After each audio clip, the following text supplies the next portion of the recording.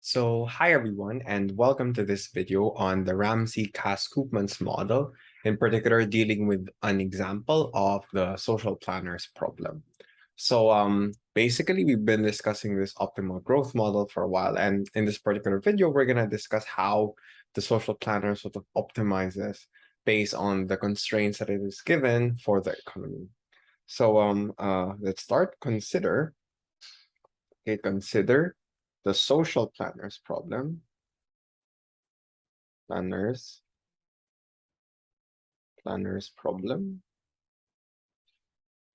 And it normally takes the form to maximize, max sum t is equal to 0 to infinity, an infinite horizon problem, beta t discounting lifetime utility, right? And utility is a function of consumption and leisure.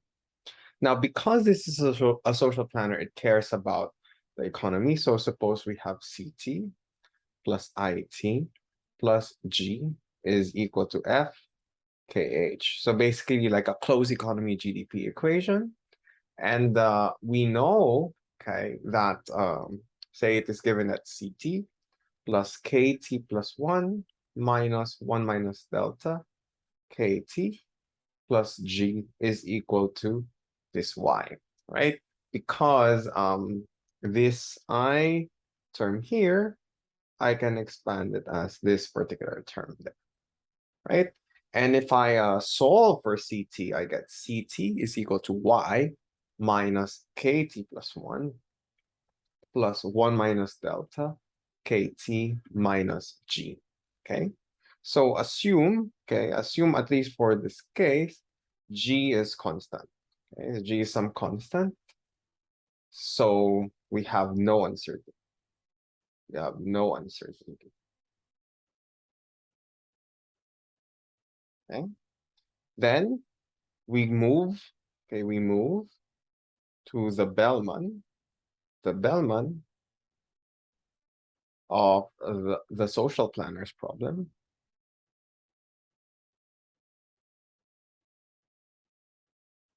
Okay, and in this case, this is V as a function of the aggregate state, capital X, is equal to the maximization. Okay, the choice of the social planner is to maximize labor hours and KT plus 1.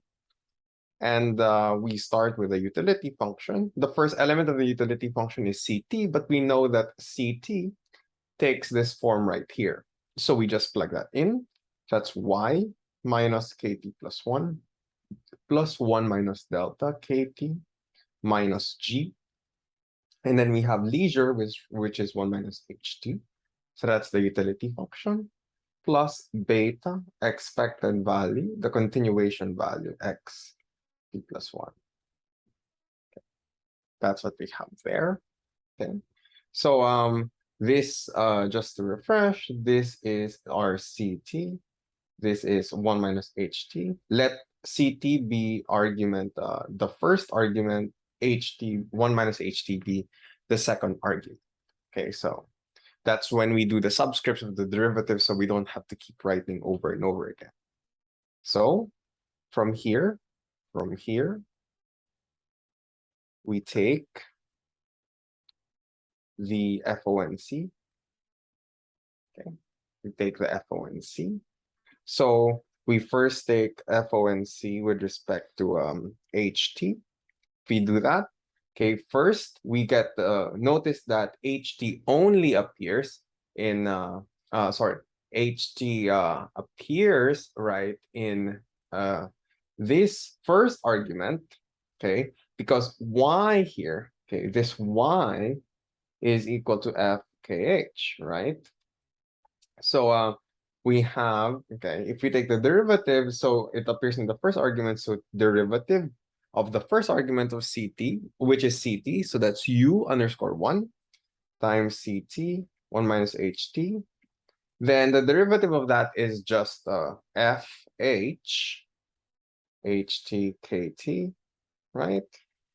Then we have, so that's its derivative with respect to the first argument, but notice that HT also appears in the second argument, right? So plus u2 utility function with respect to the second argument, which is 1 minus ht, times the derivative of that, which is -1, right? -1. And ht doesn't appear in the continuation value, so that's equal to 0. Then clearly we have that u1 ct 1 minus ht fh ht kt is equal to u2 ct 1 minus ht, right? And this is equation 1, right? And it's the labor hours Euler equation, basically, right? So next FOC is kt plus 1. Okay, so here we have we see kt plus 1 in the first function there, in the first argument of ct, so that's u1 ct 1 minus ht times derivative of with respect to kt plus 1, that's -1. And it also appears in the continuation value. So plus expected value v, okay, we denote this as kt plus 1 xt plus 1, right? Equal to 0. Therefore, we get that beta expected value v kt plus 1 xt plus 1 is equal to u1 ct 1 minus ht, right? That's what we have there. Then notice again, we do not know explicitly this derivative, but we can sort of ascertain what that is using an envelope equation. So using an envelope equation, okay, okay, that's vkt plus 1. So what we can do is we can basically get vkt and move it up a period, right? That's our envelope condition. So if we take the derivative of the value function or of the Bellman with respect to, in this case, kt, okay, you're gonna be left with the u1 ct 1 minus ht, right? And then you see kt appear in the first argument, right? And its coefficient is 1 minus delta, so we multiply by 1 minus delta, right? And we also notice, whoops, sorry, 1 minus delta. And we also notice that it appears in y. So plus f k, okay, ht kt, right? So it appears in two places, in those two places at least, okay? Therefore, moving up one period,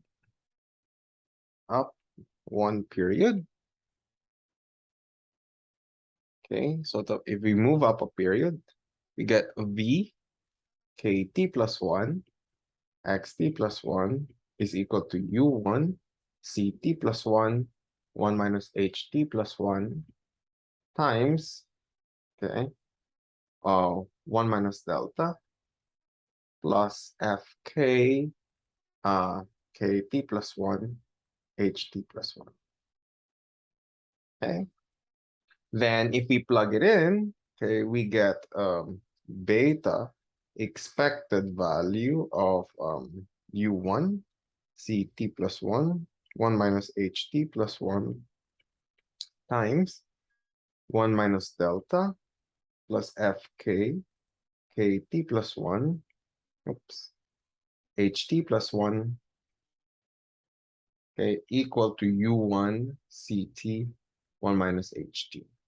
And this is equation 2, which is the capital Euler equation, or the typically the one that we know and want to sort of ascertain. Okay, so this is sort of the agent's problem. Now we go to the firm's problem. Okay, we go to the firm's problem. Okay, so the goal is to maximize, okay, maximize profit. And the profit, for example, say in this case, okay, is fk tht minus wtlt minus rtkt, right? And say we are given with a production function at KT bar eta, KT theta, HT1 minus theta minus WTLT minus RTKT. Okay. So K bar N, okay, here is like an aggregate capital stock, which is basically a sort of aggregate capital that everyone in the economy owns or the agent owns. So a key distinction, okay, the social planner, okay, the social planner considers this K bar, right? So we ensure that the use of the aggregate capital or like an externality of it is considered. Sure, the externality is considered. Okay, so we do max. Okay, so this reduces to max pi t is equal to at. Okay, we internalize externality kt eta plus theta, right? ht1 minus theta, okay, minus wtlt minus rtkt. Okay, then we take FOCs, FONCs. So we take the derivative with respect to first k t, and we get eta plus theta at kt eta plus theta minus 1 ht1 minus theta minus rt is equal to 0.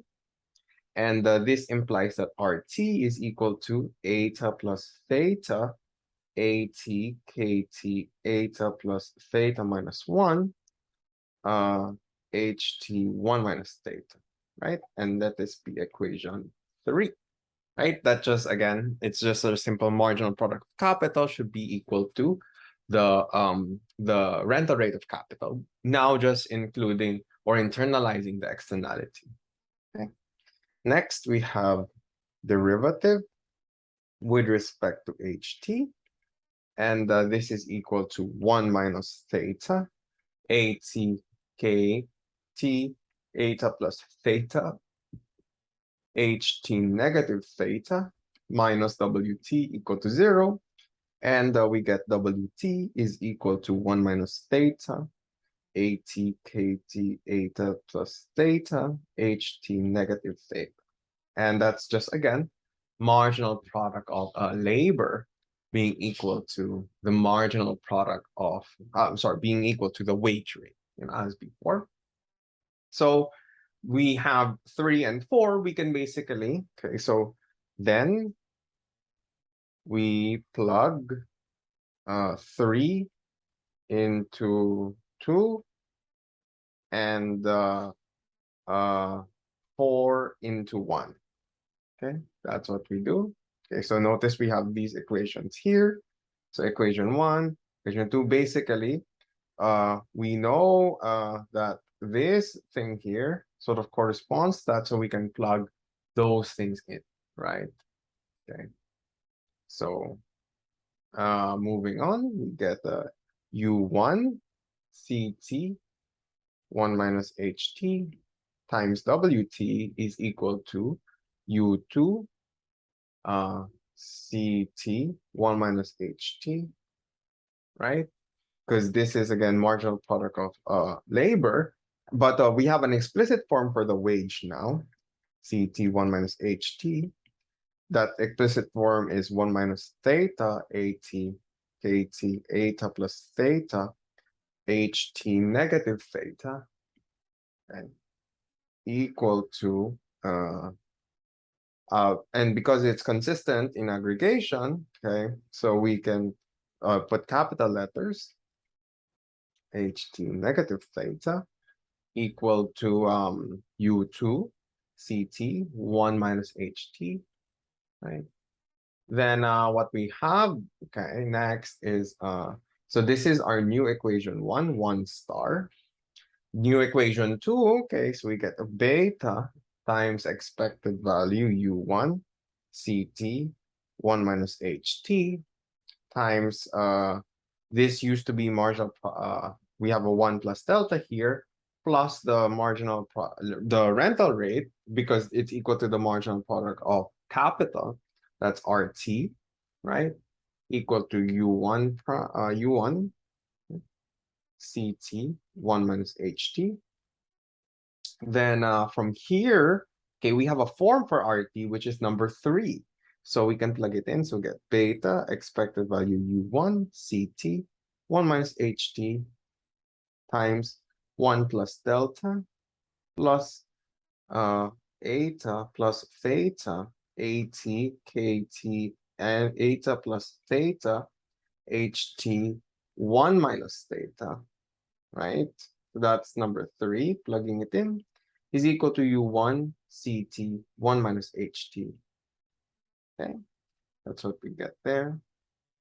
CT 1 minus HT. This is CT plus 1, by the way, my apologies. This is CT plus 1, 1 minus HT plus 1, right? That's what we have. Okay, moving forward. Okay, next, okay, so this is equation 2 star. Okay, next, we go and appeal to the steady state.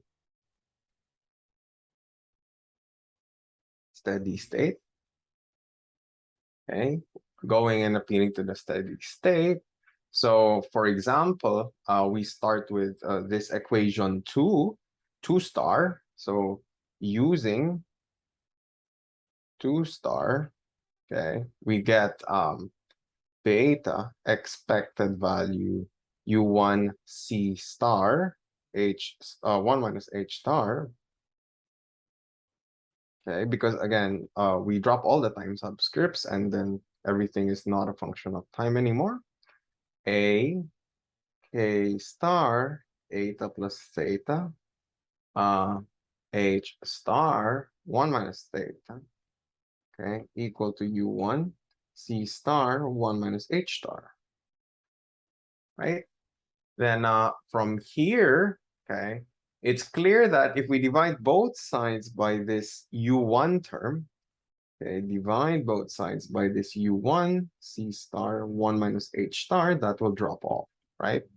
So U1 C star 1 minus H star, this drops off again. So you get beta, okay, you get beta, okay, times 1 plus delta plus eta plus theta A K star eta plus theta H star 1 minus theta equal to 1. So if I just divide it by beta, okay, clearly this will happen. I get 1 over beta. Okay, then let me move the 1 plus delta to the other side. So I get eta plus theta AK star eta plus theta H star 1 minus theta. Okay, I get that. And we get here, okay, this is 1 over beta, okay, minus 1 plus delta, right? Now, remember, beta is equal to 1 over 1 plus rho. So if we sort of simplify that, we get 1 plus rho minus 1 minus delta. Okay, so that will clearly become rho sorry, 1 minus delta. This will become rho plus delta. Okay, sorry, my apologies. Okay, just sort of kindly adjust that one. Okay, and then we have rho plus delta here. Now this one is sort of a little bit interesting. This one, okay, it's actually y star divided by k star, right? And the reason why this is sort of the case is because you recall y star takes this particular value, this particular form. If you divide the by k, then we can get exactly that coefficient. So if we divide this by k, we can get exactly this particular form, y star divided by k star. So we get eta plus theta y star over k star, okay? Y star over k star, okay? And we sort of move from there, okay? And we get y star over k star. If we invert it to get k star over y star, we get k star over y star, okay, which is equal to eta plus theta over rho plus delta. And this is the steady state capital per output ratio. So steady state capital output ratio. Okay, so that's what we have. So I just noticed that all the delta should be 1 minus delta. My apologies. So just adjust that as you can see. Yes, so all the minus should be minus. So I just made a mistake on the last. Okay, moving forward. Okay, so because we now manipulated 2 star, we can now manipulate 1 star. 1 star again is this equation here. So manipulating 1 star at the steady state. So using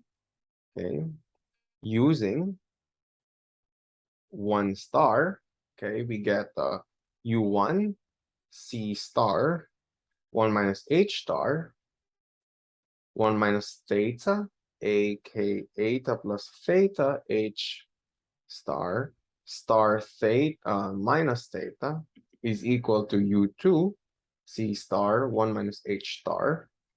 Okay, then if I divide, okay, both sides by this u1 term, u1 c star 1 minus h star, u1 c star 1 minus h star. On the right hand side, I get MRS, right, which is u2 over u1. And in this side, okay, I get a 1 minus theta ak star eta plus theta h star negative theta is equal to u2 c star 1 minus h star over u1 c star 1 minus h star, right? Then as before, okay, the thing that we just need to do is we need to sort of multiply both sides by 1 over 1 minus theta. So that takes this theta out. And we notice that this term here is going to be y star over h star, right? Over h star, y star over h star, right? So we have that basically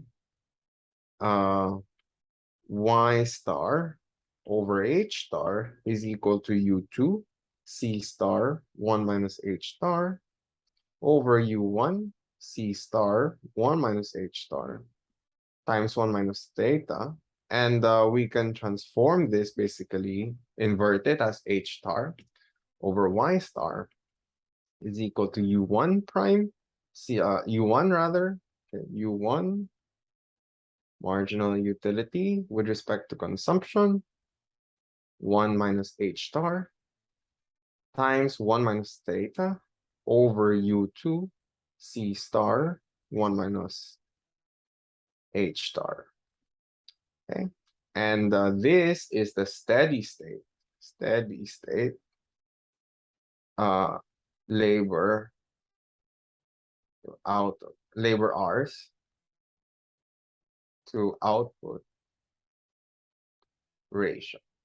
Okay, so that's it for the social planners problem. As you can see, the solution is quite similar to that of the representative agents problem through the competitive equilibrium allocations. And we sort of expected that, as we can see that sometimes the social planners problem coincides with that of the competitive equilibrium.